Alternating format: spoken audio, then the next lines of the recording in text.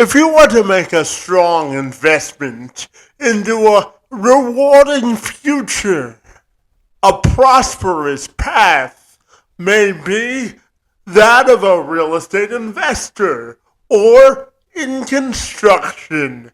More and more Americans are flocking to the trade and career to make a sizable dent in their professional future. And it appears to be paying off. According to my friends over at Glassdoor, the estimated total pay for real estate investors stands at $196,126 across the United States. And the average currently stands at $142,219 per year. Furthermore, investing in real estate often offers far better returns than any other type of investments. Steady economic growth, population increases, and construction innovations contribute to a robust and resilient market of opportunity for everyone. This is certainly good news for my friend Oliver Fernandez. Fernandez is the owner of Mackenzie Construction, whose mandate and mission it is to impact lives through the successes of their construction projects.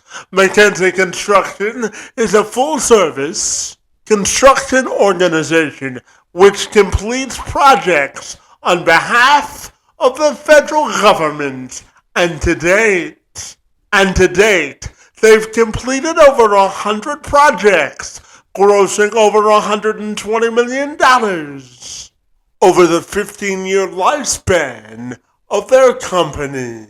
Fernandez has also accumulated a real estate investment portfolio totaling over $400 million in the 15 years that he has been in the profession. And as a team, Fernandez is excited that his staff is committed to completing another $100 million in projects in 1 year.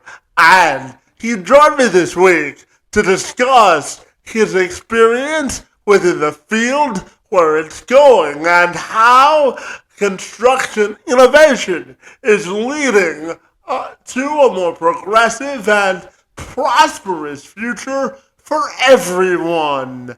I'm Kevin McShann. Let's have this conversation.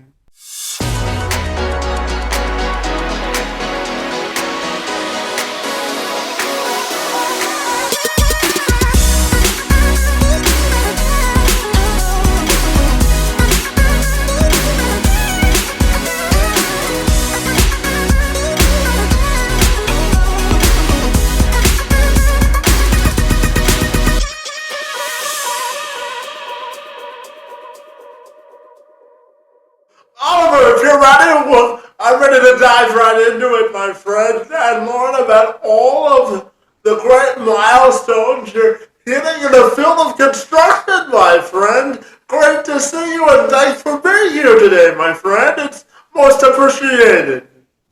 Yes, sir. Yes, sir. Looking forward to it.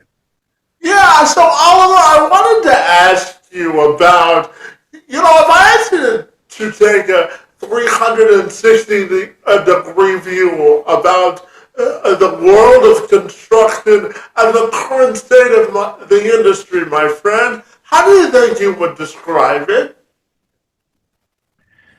Well, construction is a adventurous business, and honestly, that is one of the reasons why I got into it. When you're doing a renovation project, you start tearing things open, you start opening things up. Yes, you can put whatever you want on the drawings, but there's always something unforeseen. There's always things that weren't documented. There was always things that you didn't think were going to be there. So when I think about construction and I think about where we currently are, I think about just even, getting manpower. there's a lot of projects going on right now, and manpower is, not always readily available. Thinking about materials, thinking about tariffs, thinking about, elections, all of these things have a massive impact on construction. And it's, again, which is that uncertainty, the adventure of construction. A lot of the stuff that we do, we travel throughout the United States. So we're working in Florida, we're working in Texas, we're working in California, Washington State, Idaho, we're in New Jersey. So we're all over the place. So like, there's so much adventure that is involved in construction. So when you ask me, what do I think about construction? The people that have been in construction already know what time it is. It's like, lace up your boots and let's get to work, because construction's always been an adventurous business and it's not going to stop, today. Yeah, absolutely, my friend. And you bring up tariffs, my friend. So I'm curious to ask you, with the incoming administration and their sort of mandate, or sort of their mantra on how they want to use tariffs, how do you think it'll affect the construction industry as a whole? What are your thoughts there? So a lot of the products that we buy are already made in America because we're a government contractor. So that's already one of the requirements that we have to, build by. So from my standpoint about the work that we do, it's not going to impact us in terms of like, we don't know who to go to get the Buy American product. Now, in terms of, seeing these projects through and seeing what this administration is going to do in terms of like putting their foot to the gas pedal in terms of like getting all of these projects going is going to be really interesting, because they have a lot of big plans for what they want to do with from an infrastructure standpoint, what they want to do from a building standpoint, what they want to do from an efficiency standpoint. So like, just even for example, they go and shut down, or remove 50% of the jobs. Well, they still have facilities that now they need to decommission and basically, demolish, or they're going to have to stabilize so that, they're not going to decay or create, other poor situations for them. So there's a lot of like interesting things in addition to the tariffs that are going to be happening in the construction space. Yeah, absolutely. Oliver, I want to ask you about the slogan or mission statement of Mackenzie Construction. I know you're on a mission to impact as many lives through the success of your construction project, my friend. So tell me, what does your slogan at Mackenzie Construction mean to you personally, my friend? Yeah, growing up, I always had a mission to protect my mom and three sisters, take care of my mom and three sisters. And as I got deeper into who I am and what I'm doing and like how I'm doing it, it's like the vision and the goals just got bigger. So when we have a goal, and our mission is to impact the lives of 1 million people through the success of our construction projects, it's a mission of like giving. It's a mission of like, okay, there's the external world, like the clients that we work for, that we're going in there and renovating their fitness facilities so that they can go in there and work out every day and have a great place to work out and not be tripping over all of the grit and the grime of an old fitness center, right? And then there's also the internal of like the Mackenzie team members that we're impacting from a standpoint of like showing people how to win. Like oftentimes the difference between losing and winning is just the intensity that the winning is done with. So, people go to the gym and you see people that'll be there for hours, or 2 or 3 hours, and they're working out and they're like, yeah, I did my workout and all of this stuff. And then they look at themselves in 3 months, 6 months at the end of the year, and they're like, I didn't get any results. They put the time in. And then you have someone that goes to the gym for 30 minutes, 45 minutes, but their intensity of the workout is on a level of 0 to 10, a 10. They're sweating, they're dripping wet, their muscles are fatigued, they put it all on the line. And that person at the end of 3 months, 6 months, 9 months, at the end of the year, they're seeing actual results, they're seeing their body change. And that's the same thing with success. It's like, it's all about the intensity of the workout, and the intensity of the training, the intensity of the way you're doing things. So when I think about impacting the million lives, yes, it's the external world and the people that we're serving in the great quality, hassle-free construction projects that we're putting out there. But then it's also the people that are internal to our organization that we're impacting. We're showing them how to win, how they need to follow up with their emails, how they need to be intentional with their communication. Because a confused mind will always find failure. So like if we're confused and we're driving the project, then everybody else that's on the project is confused. So we got to be super clear with our communication. We can't be unsure. We have to be super sure about where we are going. So yeah, impacting the lives of a million people is through the success of our construction project is something that inspires me every single day to get up and be the best version of myself.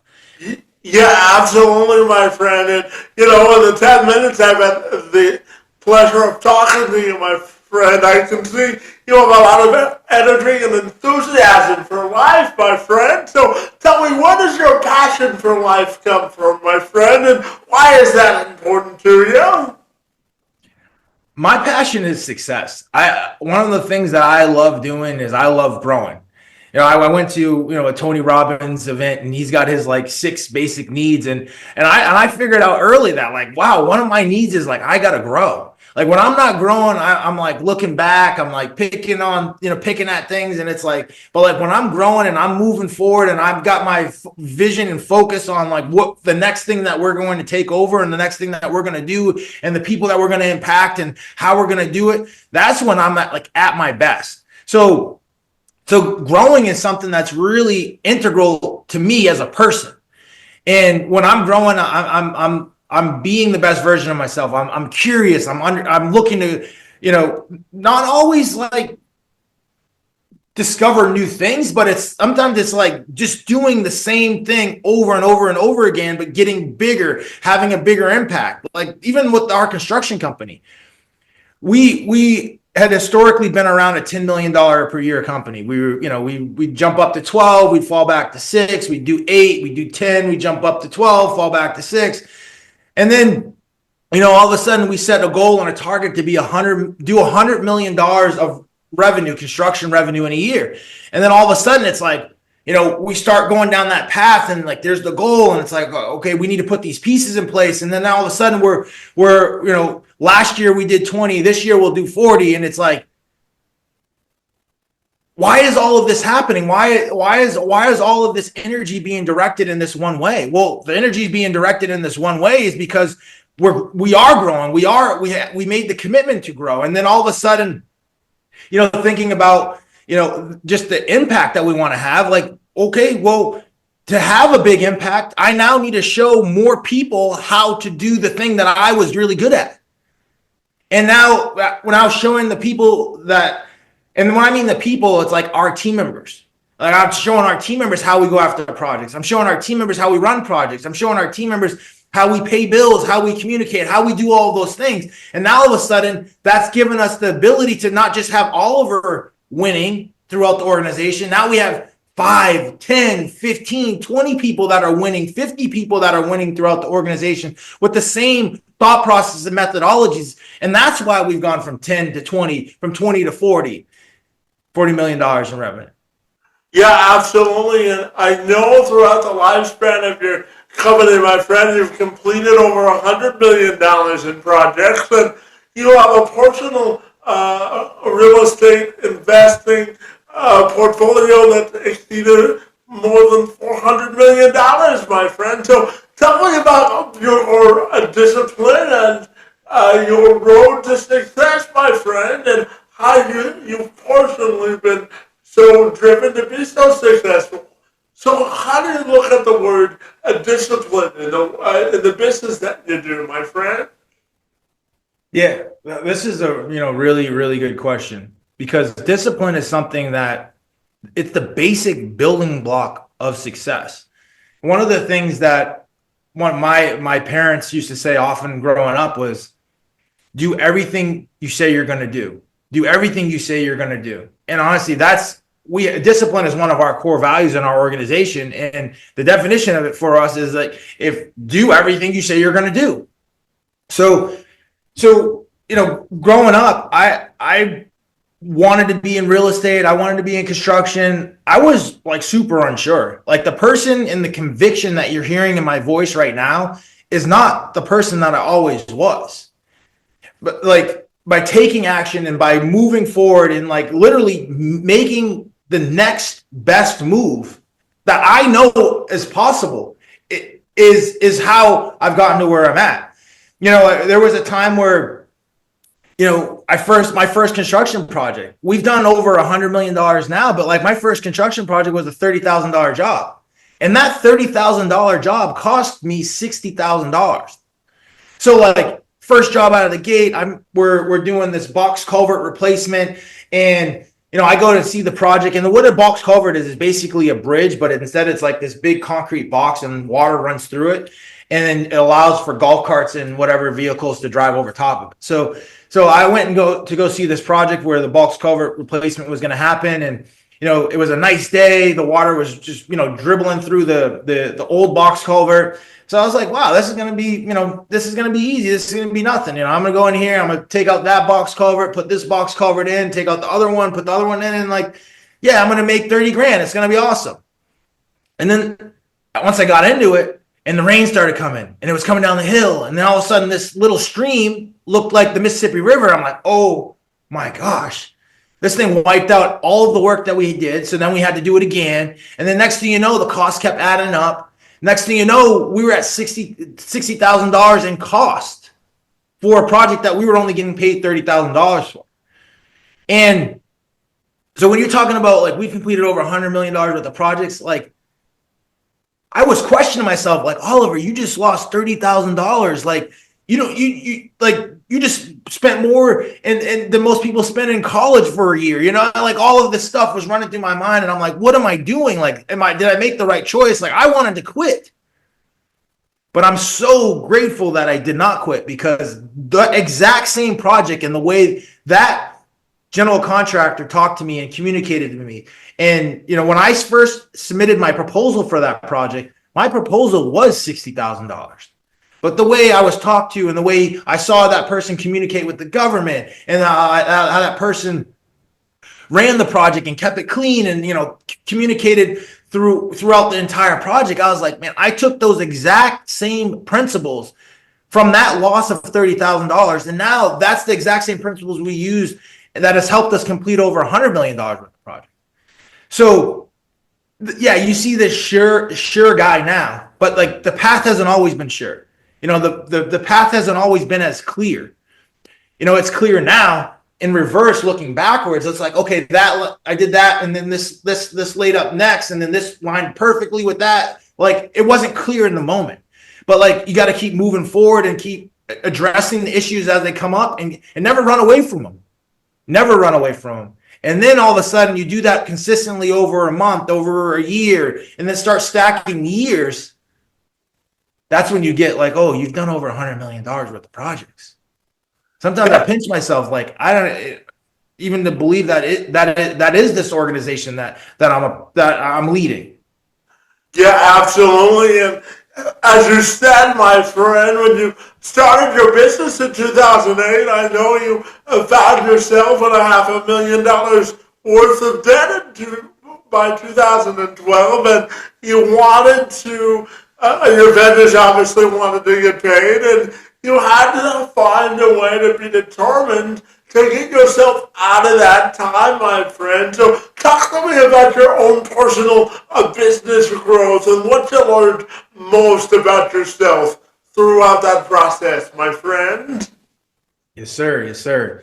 Yeah. So, we were doing projects, and we would win some, we'd lose some, and when I mean by lose some, like, we'd lose money on some, we'd win money on, like, we'd make money on some. And then like, we started getting into some bigger projects, and then we started running into issues where like, we were getting paid like really delayed. So it was really a challenging time. I mean, we were getting our brains beat in, honestly. And I started like looking around, and I'm like, man, like, somebody is making money here. We're just not making the money. And at the time, we were a subcontractor. We were doing, work for the general contractor who would work directly for the owner in this stance. And we were installing this underground pipe. So under the highways, there's like pipe for drainage, and we were installing this underground pipe, and it was actually down in Florida on the I-4 connector, basically connecting Orlando to Tampa. And I remember it so clear. We were getting so beat up so bad, and I was just like, man, I'm done with being a subcontractor. Like the same quality of work we're doing is great, but like we got to get paid for this. So like I made this commitment at that time that we're going to be a general contractor. And it's easy to say that. I mean, and especially easy to say that when you're $500,000 in the hole. And like at the time, like I wasn't really driving sales. I was more of like a support and operations, but like everything was in my name. Like everything from a standpoint of like the credit cards, the vendors we had accounts with, all of that stuff was in my name. So like here I was making big time commitments, but I didn't have big time skills to pay this back.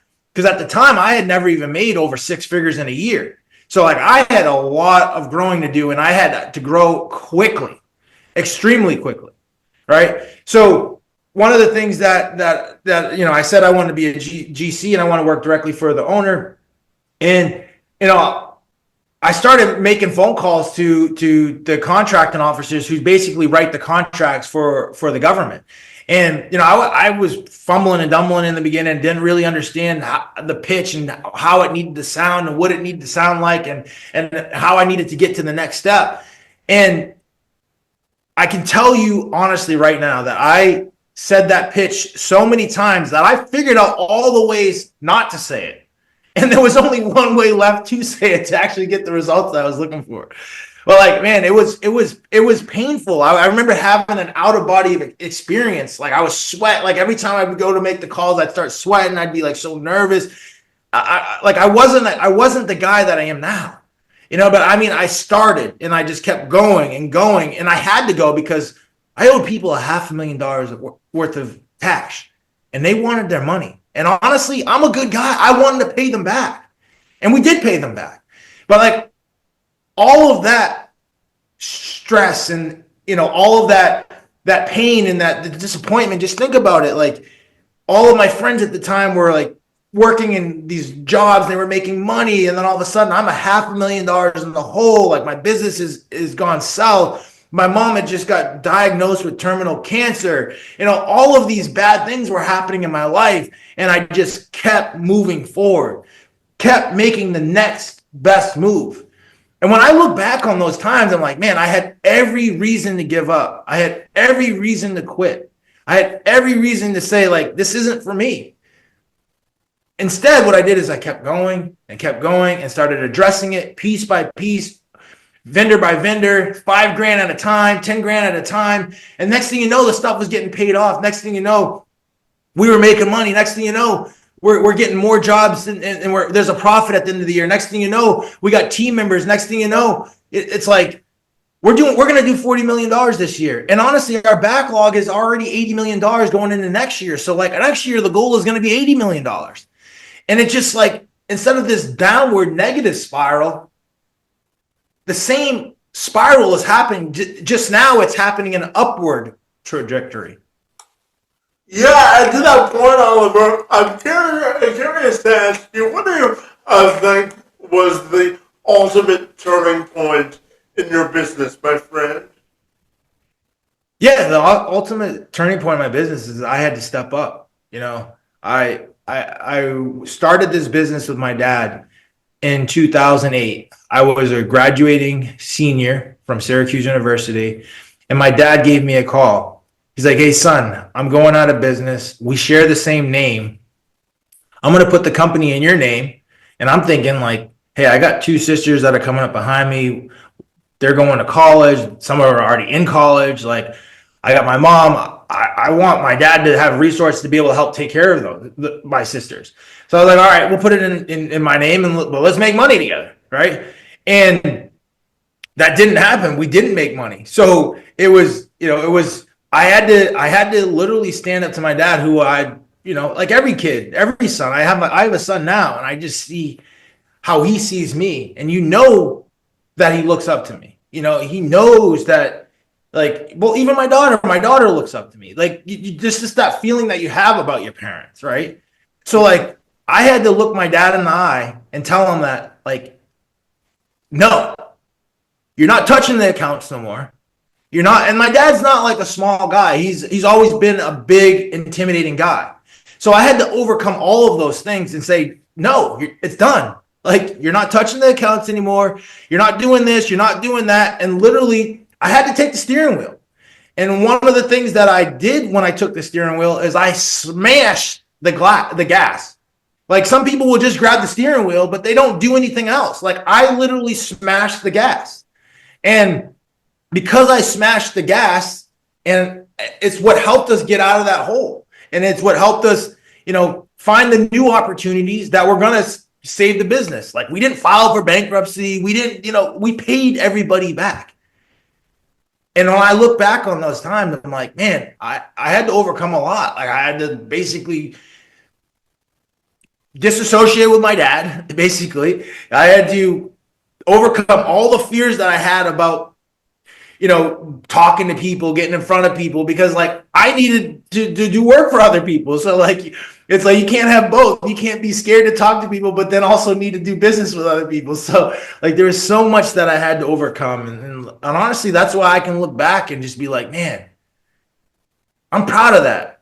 At the same time, I'm not finished. We're just getting started. Like I was saying that we were sharing that we've done over $100 million worth of projects. It literally took us 10 years to get $100 million worth of projects. This year alone, we've already signed $68 million worth of projects.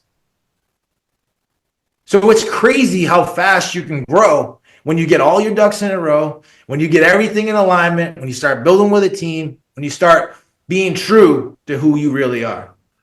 Well, as I told you before we started recording, my friend, timing in life is everything, isn't it? Timing is everything. But at the same time, I'm a person that's like, I'm a true believer in building your own breaks. You know what I mean? Like, there's never a great time. You know, like, there's never, even looking back, it's never was like, oh, there was this window of opportunity and, like, life was bliss. And, like, it was never that way. It was always like, I feel like I'm drowning, but, like, I got to get moving. And then all of a sudden you develop the strength to get above the water so that now you're not drowning anymore. You're actually, like, swimming, and you're navigating the challenges that are being presented at you. But the challenges don't stop. They continue to arise. There's still things that are challenges for us. There's problems that get thrown our way. And oftentimes they're bigger problems. You know, you start doing bigger jobs, you start getting, you know, bigger opportunities to have bigger challenges. Yeah, absolutely. And Oliver, you talk about challenges, and I wanted your perspective on findings from CNBC, my friend, that report that the construction industry in America is facing a severe labor shortage, with more than 650,000 workers missing from the industry, which is slowing down the construction of everything from homes to investment properties to hospitals and commercial buildings as well, my friend. So I'm curious to know what your thoughts are on those findings, my friend. To be 100% honest with you, you know, like, I'll be around contractors and they'll be like, oh, I'm struggling. You know, it's a recession. There's this happening. You know, like, you know, even hearing some of those stats, like, I can't hire people. Like, we don't have, like, we don't, that's one of the things that we're not struggling with right now, is, like, we're not struggling with hiring people. Like, people want to work with us. People are sending me their resume. They want to work with us. And I think a lot of that goes to the environment that we've created. You know, the environment that we've created is an environment of empowering. It's an environment of, you know, growth. It's an environment of, like, hey, like, we need high performers. And if you are a high performer, like, we're going to have a process for what you need to know and how you need to operate. But, like, we take those high performers, plug them into the business, and let them run. So like a labor shortage, like that's not impacting us right now. Every job that we have, we're finding people, whether it's our own people or subcontractors that we're bringing on board. Like we're finding the contractors. We also pay well. Like we incentivize our team to make plays. You know, I always relate it back to football, and it's like, I need my running back when I hand you the ball. Like if that linebacker is gonna tackle you, I need you to make him miss. Like I need you to juke him out. Like if you're running down the sideline and I throw you the ball, like I need you to go up there and jump up like you're Randy Moss and get over that cornerback and make him miss and get to the end zone. So there's so much opportunity out there, and the way we integrate team members into our organization is we show them what the opportunity is, and we align them to the opportunity and say, hey, go get it. Like, let's go. And there's been people that have come in and it don't work, but then there's so many more people that come in and it does work. And once we find those people, we keep handing them the rock. We keep giving them the ball. We keep letting them make plays. Yeah, absolutely. And to the other side of that coin, my friend, my friends over at the Associated General Contractors report that in the U.S. that the construction industry is a large driver of the U.S. economy, with over 919,000 construction establishments in the U.S., my friend, in terms of jobs and opportunities in the last quarter of 2023. So to that point, and to your point, it employs more than 8 million people and generates over $2.1 trillion. To your point, I'm curious to get your thoughts on that, those findings, and how motivated you have to be, as you said, to find people. Because if you look hard enough, you can find them, right?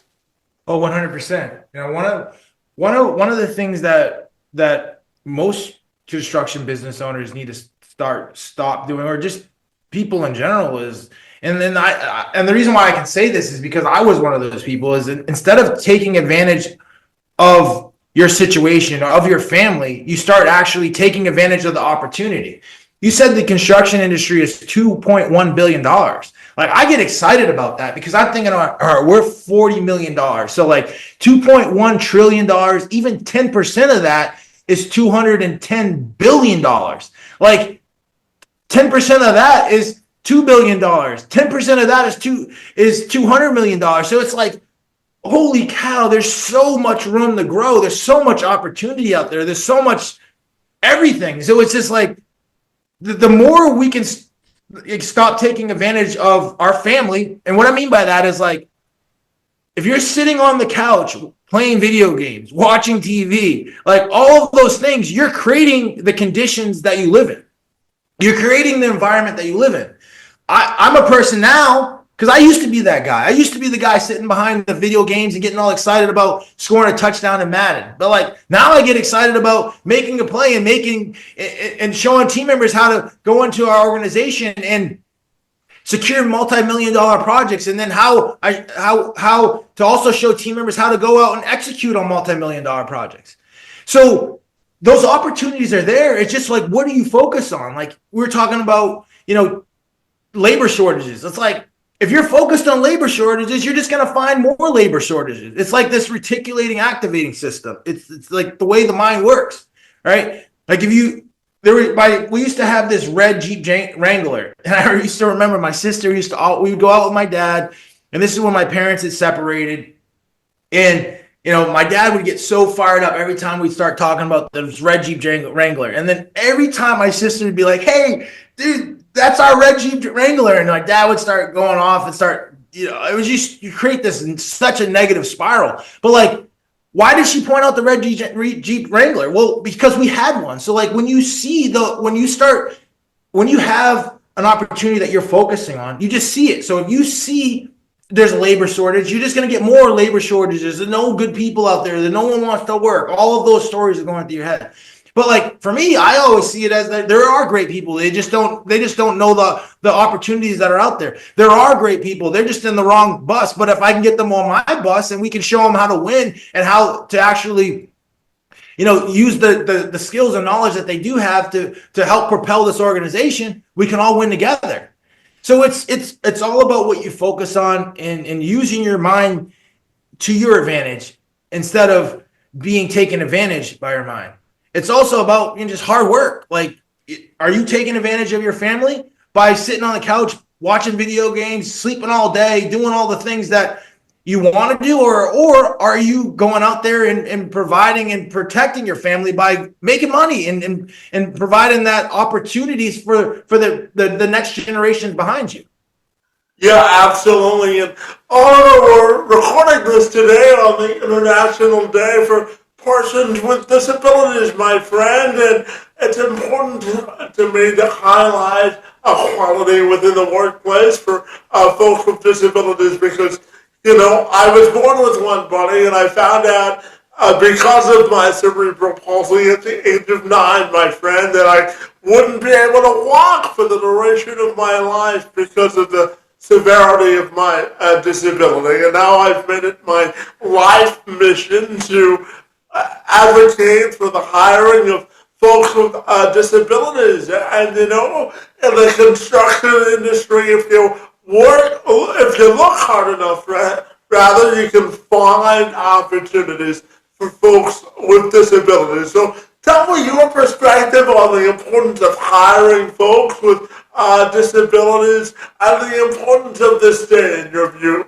My friend, what are your thoughts there? So when I think about this situation, I literally go back to a time where I had developed like this disease in my left ankle, and basically I was a person that played sports my whole life, never had any serious injuries, and all of a sudden I couldn't walk without having excruciating pain in my left ankle, and it turns out that I had like this disease that was like, my body was attacking other bodily, my organs or my bone structure in my left foot. And, there was a time where I was literally, I had surgery for it, and, they said I couldn't walk for 3 months. And at that time I was like devastated by, not being able to physically impose on the marketplace. Like, what I mean by that is like go out there and actually pick up a shovel and move something, right? But at the same time, it allowed my body to slow down, and it allowed my mind to speed up. So when I think about people that have a disability in the marketplace, like if they really tap into that, they actually really have a superpower. Because there's levels to this game. And what I mean by that is the actual implementation, somebody in the field doing the actual work, shovels in the ground, there's a cap to that, right? There's only 24 hours in a day, which is the cap. If you work for 24 hours straight, you'd probably get tired. So you're really only good for maybe like 12 hours. So there's a cap there. So there's a cap there, right? And then management skills, like, yeah, you can rise up to management. So now all of a sudden you're not just managing your time, but you're helping manage another group of people, right? But there's a cap there, right? But when you start thinking about being able to communicate, so look at you. You're communicating at a very high level. You've told me you've done over 1,000 podcasts, or you're closing in on 1,000 podcasts, and it's like, look at your ability to communicate and put a message out there into the marketplace that is like inspiring people. There's value there, right? Then you start thinking about the mind. Like the highest level of value is in the people that are making money in the marketplace are people that are using their mind, right? There's the person that's running the hotel chain using their mind is making way more money than the person who is actually implementing and changing the sheets every day, right? They're strategizing, putting, I'm going to put 10 hotels together and be able to sell it for this versus, figuring out how you're going to change the sheets every day. And I'm not talking bad on someone that's changed sheets because My sister's changed sheets. I've been a person that has washed dishes. I've been at the bottom of the bottom. And going back to that injury, it's being able to use the skills that you do have, and your skills that you do have are your ability to communicate, are your ability to think and to strategize and put together a plan, and then you put the work in to execute and get that plan to the finish line. So from a standpoint of a disability, yeah, you might have a physical disability, but like, what skills do you have? And then how can you take advantage of those skills? Because I know that by being on my back for those 3 months, my mind sped up. Now, all of a sudden, when I have team members that are calling me from Texas, from Florida, from California, I'm not there. I can visually see the projects. Some people might not be able to do that, but I can. Why? And this directly relates back to my time having that injury. And literally my body slow down so my mind can speed up. Yeah, absolutely. But my friend, I also wanted to get your thoughts on findings from my friends at the National Immigration Forum. It tells us that the majority of construction, the majority of the industry relies heavily on foreign-born workers, as you know, either primarily from South or Central America. They report that over 30% of workers in the U.S. construction industry are immigrants, my friend. So with that figure likely rising to about 40% within the next decade, my friend. So I'm curious to get your thoughts on how important do you think immigrants are to the viability of the construction industry, my friend? What are your thoughts there? I mean, when I think about people that are hungry, when I think about people that want to have an impact, when I think about people that are willing to do whatever it takes to be successful, I think about immigrants. I think about people that didn't always have everything handed to them. And honestly, construction is hard work. Construction is not an easy game. However, if you put the time, energy, and effort in, if you put the blood, sweat, and tears in, construction can be an avenue that takes care of your family, that provides for your family, that can provide your family with a better opportunity than you previously have had. So we're in the government space, and some of our biggest success stories of team members coming into our organization, they literally left Nicaragua when they were 7 years old. There was a bunch of fighting, civil wars happening, literally loses his parents and literally is just walking and walking and walking. He gets brought to the United States and is seeking asylum, and he gets his paperwork together. And all of a sudden I meet him when he's 50 plus years old. And, when I meet him, he was a little intimidated by his accent. And I remember he would always be like, I think he's judging me because of my accent, or he's not giving me the respect. I'm like, dude, nobody cares about that. Just keep saying what you need to say. Nobody cares about that. Just keep moving forward. Keep moving forward. And we have these team meetings now, and he'll get up and he'll talk, and you can just see the level of his confidence now. He's just talking, and he's he knows what needs to get done, and he's articulating a message. So I think about our organization and being a disciplined organization, being a hardworking organization, being an organization that is looking for the opportunities instead of all the problems.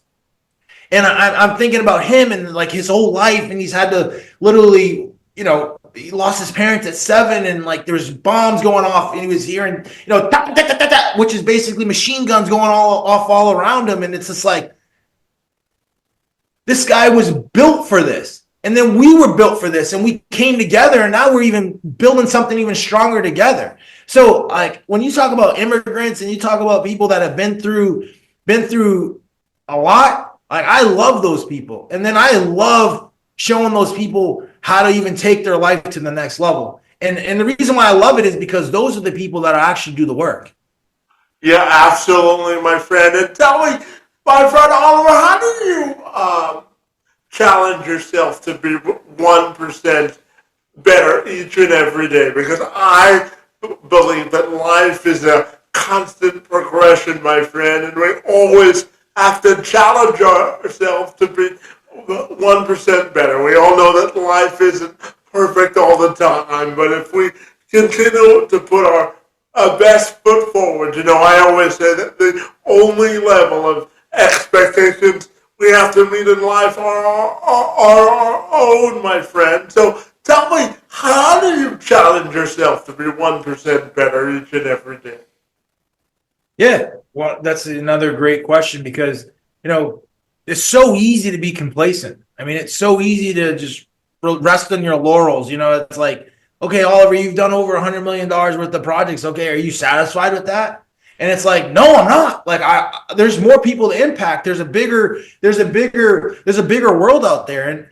And honestly, that's one of the things that I've had to do is like, I've had to, set bigger goals. There was a time in my life where I was like, all I ever wanted to do was be a $10 million per year company. And the reason why I wanted to be a $10 million per year company is because one time when I was a kid, I got in an argument with my dad, and he said I would never be able to do what he was able to do. And I knew that his thing was like he was a $10 million company. So that was like all I ever wanted to do. And then all of a sudden, like we're executing, we started off at zero, we lost $500,000. Then all of a sudden we start, getting some projects and we're making money. And next thing you know, we are a $10 million company. And the one thing that I forgot to do at the time, and it wasn't even that I forgot, I didn't even know that I was supposed to do this, but I forgot to reset the target, reset the goal. And I say that because I thought this being a $10 million company was going to take a lifetime. I didn't realize that it was going to take a couple years and I'd be, 27, 8, 9 years old. And I still had my whole life ahead of me. So when you say getting better every day, the first thing that comes to my mind is getting out there and doing the work. I like to work out. I like pushing myself. I like doing hard things. So I work out on a daily basis. And then I'm also thinking about it's also thinking bigger. For me, that's the thing that's been the game changer for me is once you develop a pattern of you're willing to put the time, energy, and effort in, you're willing to put the blood, sweat, and tears in. Now it's we got to think bigger. We got to go after bigger opportunities. We have to put the work in to be a bigger organization. Our goal was always $10 million. Well, we reset the goal to be $100 million. I told you 2 years ago, we were a $10 million organization. Last year, we did 20. This year, we'll do 40. We're going into next year with a backlog of $80 million. So if we execute all of that $80 million, we will have done $80 million last year. What changed? Our thinking changed, which then required our actions to change. Duplicating successful actions through more people. So in terms of getting 1% better every day, it's constantly showing up. I'm getting better as a leader every day because now it's not just how much Oliver can work. It's okay, how many people can Oliver lead? And then how many leaders can Oliver develop underneath him to then lead the next group of people? Yeah, absolutely. And Oliver, I'm curious to ask you, for anyone that wants to enter the field of construction or real estate investing, what are some questions do you think that they have to ask themselves before they take the plunge into the swimming pool, my friend? What are your thoughts there? Yeah, so your question was for people that are looking to get into the construction industry, what are the questions that they should be asking? Asking themselves before they enter the field. Yeah, that was the question, my friend. Absolutely. So what questions should you be asking yourself? You should be asking yourself, do you really want it? Do you, everybody's well, do you love construction? And yeah, I like construction, but I love my family. And the way I feed my family is by going out there and executing properly in construction projects so that it then generates a result that I can then use to help the people that I love and care about. So the question you should be asking yourself is like, do you really want it? And if you don't want to be in construction, don't be in construction. Go work in the finance industry, go work in computer or IT, or go work in technology, or go work as a nurse. Go do the things that you want to do. But the thing that I will say is that when you are doing the thing, don't just keep your head down doing the thing. Like, keep your head down, but also be looking for the opportunities.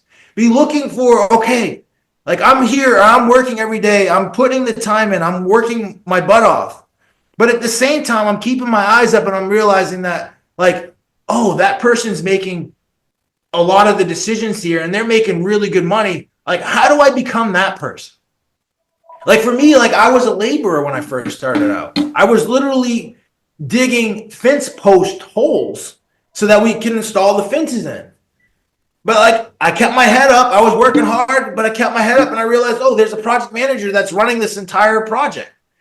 So, okay, I want to be that project manager. Okay, and then I got to the project management and I'm like, okay, this is cool. I like it. This person is making money. But then at the same time, I was working hard and executing projects properly. And like, okay, like, I want to be the owner. Okay, well, like, being the owner of what? Okay, like, I want to be the owner of a construction company that does work specifically for the government. Okay, well, like, who does that? Okay, well, that person over there does it. Okay, well, I then go and meet this person over there that does it. And then that person's like, hey, kid, like, I got a bunch of projects up here in the Northeast, but like, I'm not giving you any of my projects. But if you go find some projects, like, I'll go help you execute on them. I'm like, okay, cool. And then all of a sudden it's like, now let's go do the work. Let's go find the opportunities. Let's go find the projects. And then we found out that after a year of calling, I found our first project, a $500,000 project down in Sanibel Island, Florida, for the Fish and Wildlife. And then it's like, it just didn't stop there. And then it was like, I had been making so many phone calls. And like, I remember I was living down in Tampa, Florida at the time. And I had an opportunity to go up to Albany, Georgia for a vendor outreach event. And these were opportunities where you can meet the contracting officer, the people that sign the contract. So I left out of there at 2:00 in the morning. I'm driving up to Albany, Georgia. And I get there and I'm sitting down in the office. And then this little lady comes in, she's the contracting officer, and she sits down. She's like, hey, kid, you're the only one that showed up. I'm like, what do you mean? She's like, well, I guess there was a tornado warning that came through the area and everybody else canceled. I'm like, canceled? I wasn't watching the news. I wasn't watching any of that foolishness. I was doing whatever it took to grow the business. So I showed up. And then that was the first $2.6 million opportunity that we got. Then right after that, we landed an $800,000 job at Tyndall Air Force Base, another $800,000 job in Gainesville, Florida. So you're asking a question that, like, you can never really put all of the dots together looking forward. You can only put the dots together looking backward. But like, you got to start. So like, start where you're at, and as you're moving forward with where you're at, be looking for the other opportunities that are in your space. I'm not saying to jump from space to space to space. Look for the other opportunities that are in your space. And then once you're in that opportunity, don't just stop there. Look for the other opportunities and just keep putting the work in. And that's how it works out. Find your niche, right? Yes, sir. It's the same thing in speaking. My friend, I have 2 questions left for you. And the first of those 2 questions is this, my friend. I know that you work with the government to secure these construction projects. So tell me, what are the benefits and the drawbacks of working with the federal government when it comes to securing construction projects? What are your thoughts there? Yeah, one of the benefits that I love most is that once you've submitted your invoice, oftentimes you get your payment in 14 days. Another thing that I love most is that, the federal government isn't going to go out of business. At least they haven't yet, right? So your money's good, right? Another thing that I love is that oftentimes there is a process for how you do work for the federal government. So if you follow that process, like, you can now go after opportunities and get and if your background is good, then you can secure those opportunities. And I remember there's times where literally I thought I dotted all the I's and crossed all the T's, and we still lost projects. So it's not a perfect process, but it is a process that we found works for us, and we've just gotten better at it and better at it and better at it. Yeah, one of the downfalls with working for the federal government is that they actually require a lot of paperwork, but we're good at it. So we found ways to make a negative a positive, you know? absolutely.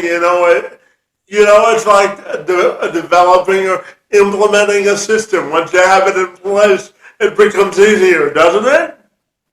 Yes, sir. Yes, sir. Absolutely, my friend. And my final question for you this afternoon has to do with legacy, my friend. It's how I end all of my podcasts, my friend. And I'm interested in knowing, how do you want your personal and professional legacy to be defined? What are your thoughts there?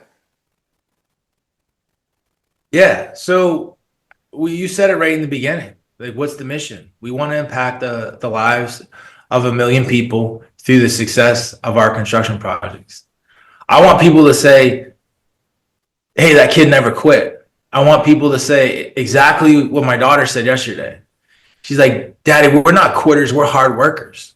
Like, I want people to be like, man, that guy Oliver, man, he put a lot of work in, man. He worked and he worked and he worked. But at the same time, he was a guy that showed a lot of people how to win. He was a guy that was just an inspirational person to be around. It was a person that pushed me and allowed me to go after my goals, and be a person that, could have said I didn't want to do it, but like did it. And that's what I like when I think about legacy. That's what I think about. I think about, the people that we're impacting. I think about the 1 million people that we're going to impact through the success of our construction projects, and then the impact that those people are going to have. And it's just going to be a positive spiral instead of a negative spiral. Yeah, absolutely. And my friend, finally, tell me, if people want to get connected with Mackenzie Construction or you personally, what's the best way they can do that? Yes, sir. You can connect with me through my email at Oliver, Oliver, at Mackenzie, Mckenzie, the abbreviation for construction, const.com. Or you can reach out to me on Instagram, Oliver Fernandez _3, Oliver Fernandez, Fernandez _3. Well, fantastic, my friend. We've covered a lot of ground and had an extensive conversation about business construction and everything in between, my friend. I truly enjoyed our time together and really respect the impact and imprint that you're making on moving the societal needle of progress forward, my friend. So I want to thank you for the good work that you're doing and for joining me to engage in conversation. It's most appreciated. Yes, sir. Appreciate your time as well. It was great connecting with you and learning more about you and seeing how you navigate and how you operate. Because those are the things that I embody, and I that's how I learn. I'm a learner through doing, and seeing you and seeing how you're navigating things has been really inspirational.